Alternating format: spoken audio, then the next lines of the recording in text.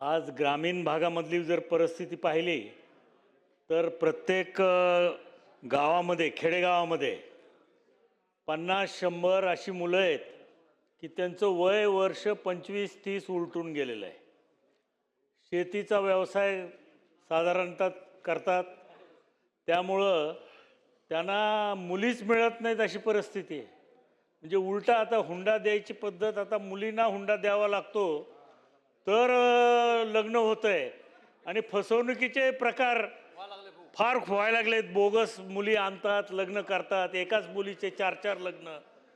हे असे प्रकार फसवणुकीचे सुद्धा पैसे घेऊन 2.5-3 लाख रुपये हे लुटले जातात अशी परिस्थिती आहे. तर या बाबतीत सुद्धा सरकार विचार करून ह्या मुलं जे आज विना लग्नाचे आहेत, आज खरं म्हणजे फार म्हणजे वाईट परिस्थिती आहे. आणि समाजामध्ये सुद्धा मग त्याच्यामध्ये अनेक व्यसनं करणं, अनेक भानगडी वाढत चाललेल्या आहेत.